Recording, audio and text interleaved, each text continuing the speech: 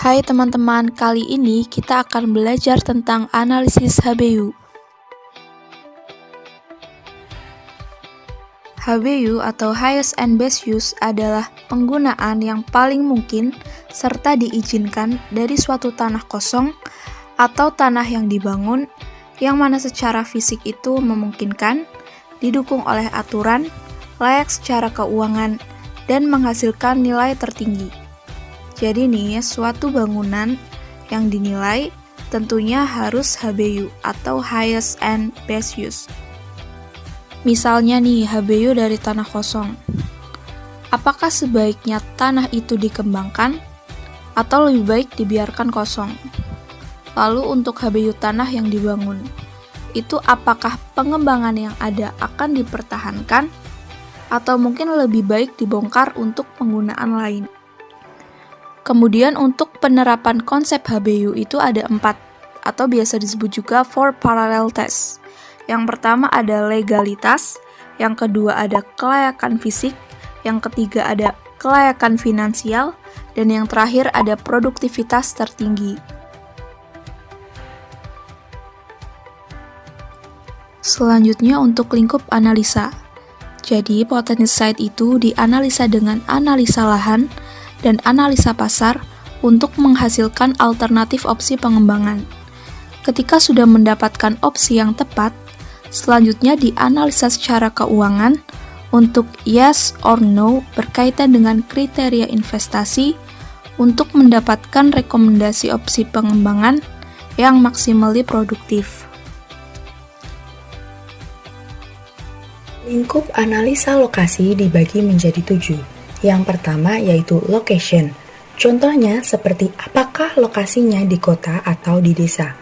Yang kedua yaitu set karakteristik. Contohnya seperti bentuk dan kondisi tapak. Yang ketiga yaitu infrastruktur utilities dan fasilitas publik. Yang keempat adalah accessibility, circulation, and transportation. Contohnya seperti aksesibilitas dari lokasi set ke berbagai pusat kegiatan kota. Yang kelima yaitu neighborhood context. Contohnya seperti kondisi kawasan terhadap kemungkinan banjir. Keenam adalah regulasi. Contohnya seperti koefisien lantai bangunan atau KLB. Dan yang terakhir adalah SWOT site analysis yang terdiri dari strength, weakness, opportunity, dan threats. Data-data yang diperlukan dalam penilaian dapat diperoleh dari sumber-sumber berikut ini.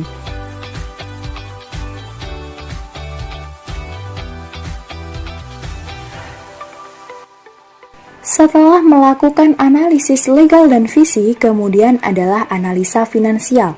Analisa ini bertujuan untuk melihat tingkat kelayakan secara finansial atas masing-masing opsi pengembangan. Selanjutnya, kita akan analisa mana yang paling memberikan produktivitas atau nilai tertinggi untuk diambil keputusan.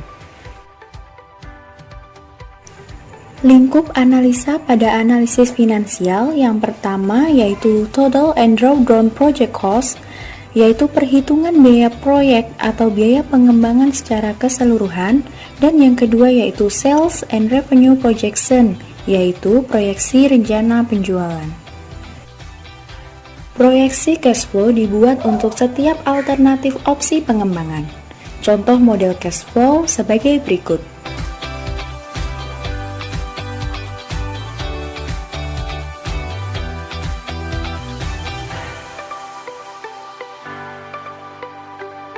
Pada discounted cash flow models, investasi bisa diterima apabila NPV lebih besar dari 0 dan proyek bisa diterima jika IRR lebih besar dari tingkat balikan yang diharapkan.